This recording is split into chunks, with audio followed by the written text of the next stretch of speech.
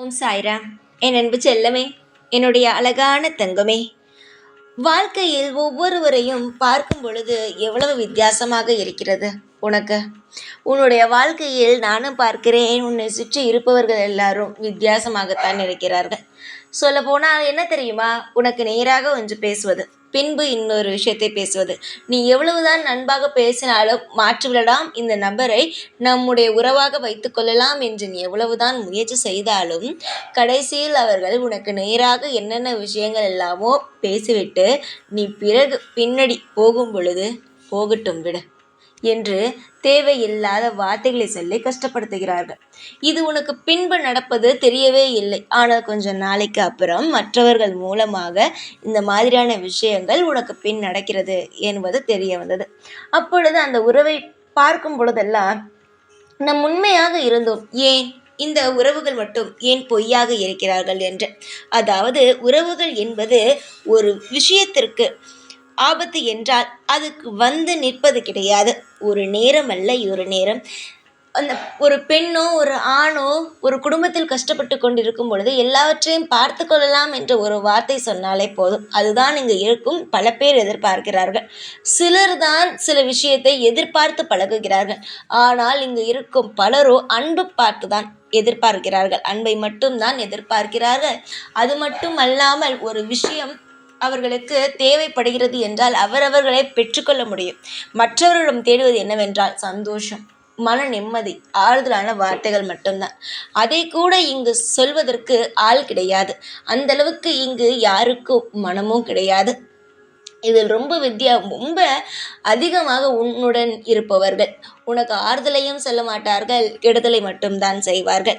அது மட்டும் அல்லாமல் உனக்கு நேராக நல்லபடியாக நல்ல விஷயத்தை பற்றி பேசுவது, ஐயோ அந்த பெண்ணா யாரையும் சேர்த்து கொள்ள மாட்டாள், இந்த பெண்ணா யாரையும் சேர்த்து கொள்ள மாட்டாள் என்று உன்னை பற்றி மற்றவரை பற்றி உன்னிடம் சொல்வார்கள். ஆனால் அவர்களே யாரையும் ஒரு உறவாக வீட்டிற்கு வா என்று கூப்பிட மாட்டார்கள், ஒரு உணவு தர மாட்டார்கள், பையில் இருக்கும் ஒரு 10 ரூபாய் எடுத்து இதை வாங்கிக்கோ என்றும் சொல்ல மாட்டார்கள்.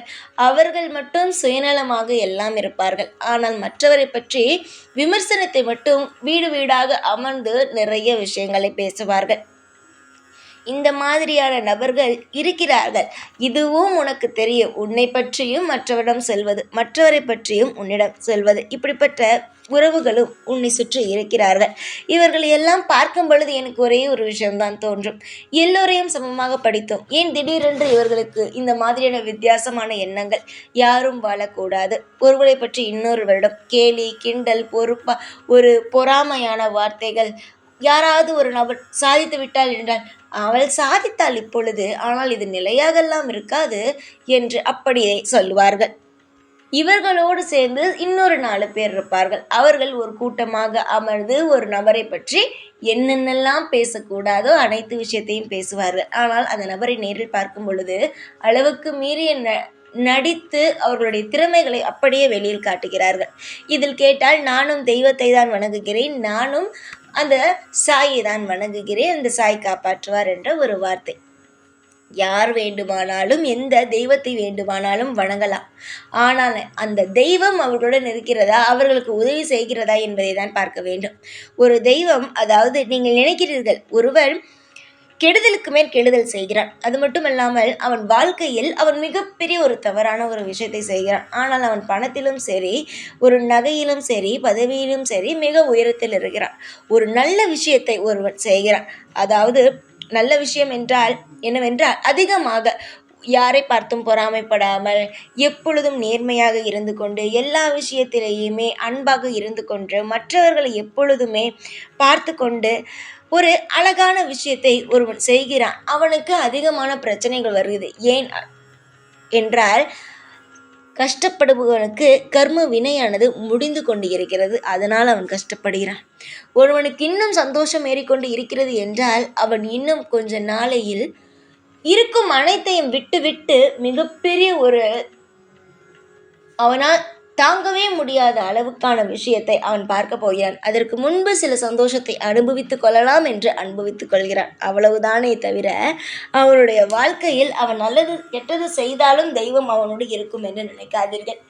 ஒரு மனிதனுக்கு செய்யக்கூடாத தவறுகளை எல்லாம் செய்துவிட்டு ஒருவனை தேவையில்லாமல் துன்புறுத்தி விட்டு தெய்வத்திற்கு வந்து பூஜைகளும் ஆரத்திகளும் எடுப்பதினால் அவன் நல்லவன் கிடையாது. அது தெய்வங்கள் ஏற்றுக்கொள்வது கிடையாது. நீ எதுவுமே செய்யாவிட்டாலும் நீ தெய்வத்திடம் போய் நின்றால் தெய்வம் முன்னோடி இருக்கும், உன் வீட்டிற்கு வரும். அதுதான் உண்மை. உன்னோடு பேசுகிறார்கள், உனக்கு முன் நல்லபடியாக சிரித்து பேசுகிறார்கள். உன்னை போல் இல்லை இந்த உலகத்தில், உன்னை மாதிரி இல்லை என்ற எல்லா விஷயத்தையும் பேசி உன்னை மயக்குகிறார்கள். நீயும் நம்பி விடுகிறாய். ஆனால் உனக்கு பின் போய் 4 பேர் சுற்றி இந்த மாதிரியான விஷயங்களை செய்கிறார்கள். பெயர்கள் என்னவென்றால் அதையும் நான் சொல்கிறேன். பெயர்கள் என்பது ஒரு நபரின் பெயர் வந்து ஆண் தெய்வத்தின் பெயரை கொண்டது. இன்னொரு பெயரானது பூக்களுடைய பெயர். இன்னொரு பெயரானது அதுவும் தண்ணியில் இருக்கும் பூக்களின் பெயர்தான். இன்னொரு பெயரானது தெய்வத்தின் பெயரும் இல்லாமல் மலர்களின் பெயரும் இல்லாமல் வித்தியாசமாக வைத்திருக்கும் பெயர்களானது. சிலருக்கு என்ன அவர்களுடைய பெயருடைய அர்த்தமே தெரியாது, அந்த அளவுக்கு வித்தியாசமான பெயர்களை வைத்திருக்கிறார்கள். அந்த 4 நபர்களும் சேர்ந்து உன்னுடைய வாழ்க்கையில் தேவையே இல்லாத விஷயங்களை பின்பு போய் பேசிக்கொண்டு இருக்கிறார்கள். சொல்லப்போனால் உன்னுடைய வாழ்க்கையில் யாரும் பேச வேண்டும் என்ற அவசியம் கிடையாது. ஏனென்றால் நீ யாருக்கும் எப்பொழுதும் எந்த ஒரு தவறான விஷயத்தையும் செய்வது கிடையாது. உன்னுடைய வாழ்க்கை, உன்னுடைய வேலை என்பது மட்டும்தான் உன்னை பொறுத்தது. ஆனால் அதையெல்லாம் விட்டு அவர் வாழ்க்கையை பார்க்காமல் பொழுது போனாலே சரிதான். ஒரு கூட்டமாக அமர்ந்து ஒருவரை நபரை பற்றி இன்னொரு நபர் பேசுவது, ஒரு நபரை பற்றி இன்னொரு நபர் பேசி அவர்களுடைய எந்த ஒரு விஷயம் அவர்களுடைய வாழ்க்கையில் குறையாக இருக்கிறதோ அந்த ஒரு விஷயத்தை பற்றி பேசுவது, இது எல்லாம் வாழ்க்கையில் முக்கியமா? வாழ்க்கையில் வாழ வேண்டிய விஷயங்கள், யோசிக்க வேண்டிய விஷயங்கள், பேச வேண்டிய விஷயங்கள் எவ்வளவோ இருக்கிறது. அதனால் எப்பொழுதும் நீ ஒன்று தெரிந்து கொள். உன்னுடைய வீட்டில் பொழுது போன நேரத்தில் யாரையும் அமர்த்தி வாசலை அடைத்தது போல உட்கார்ந்து எப்பொழுதும் பேசாதே. அதுபோல மற்றவரை பற்றி கூட்டமாக உட்கார்ந்து ஒரு நபர் உன்னிடம் பேசுகிறார் என்றால் அந்த கூட்டத்திலிருந்து எழுந்து வந்துவிடும். ஏன் தெரியுமா? இதெல்லாம் மிகப்பெரிய ஒரு பாவத்தை நிச்சயமாக சேர்க்கும். யார் எது வேண்டுமானாலும் நினைக்கட்டும், நீ தெய்வத்துடைய பிள்ளை. தெய்வத்திற்கு நீ உண்மையாக இருக்க வேண்டும். எல்லா நிலையிலும் நீ என்னுடைய பிள்ளையாக இருக்க வேண்டும் என்று நான் ஆசைப்படுகிறேன். கண்டிப்பாக உனக்கு எல்லா விதமான அற்புதங்களையும் அதிசயங்களையும் நான் நிகழ்த்துவேன். கவலையே வேண்டாம். நானே உனக்கு துணை, நானே உனக்கு செல்வம், நானே உனக்கு அனைத்தும். நம்பிக்கையோடு இருங்கள். உங்களுடைய வாழ்க்கையில் யார் யார் என்னென்ன செய்கிறார்கள் என்பதை நான் சொல்லிவிட்டேன். இதற்கு மேலும் நீதான் பார்த்து பத்திரமாக இருக்க வேண்டும். அதற்காக நான் உன்னை கைவிட்டு விடுவேன் என்று நினைக்கவே வேண்டாம். நான் எதற்கு உன்னிடம் இதெல்லாம் சொல்கிறேன் என்றால், இது போன்ற நபர்களிடமிருந்து சற்று நீ விலகி இருப்பது உன்னுடைய வாழ்க்கையில் மிக மிக சிறந்ததாகும். கண்ணுக்கு உன்னுடைய வாழ்க்கை மிக மிக அற்புதமாக இருக்கிறது. இதனால் அதிகமான நபர்கள் கண்திஷ்டி வைக்கிறார்கள். இதையெல்லாம் நினைத்து கவலைப்பட வேண்டாம். பேசும் வாய் பேசிக்கொண்டே தான் இருக்கும். அதனால் அதை பற்றி எல்லாம் கவலைப்படாமல் உன்னுடைய வேலையை நீ செய். நிச்சயமாக நீ முன்னேறுவாய். அடுத்தடுத்த கட்டங்கள் உன்னுடைய வாழ்க்கையில் மிக மிக பிரமிப்பாக இருக்கும். சகல சௌபாக்கியமும் ஐஸ்வர்யமும் எப்பொழுதும் உன் கூடவே இருக்கும். எதை நினைத்தும் பயப்பட வேண்டாம். நிதானமாக இரு. எல்லா நிலையிலும் நானே இருப்பேன். ஓம் சாய்ராம்.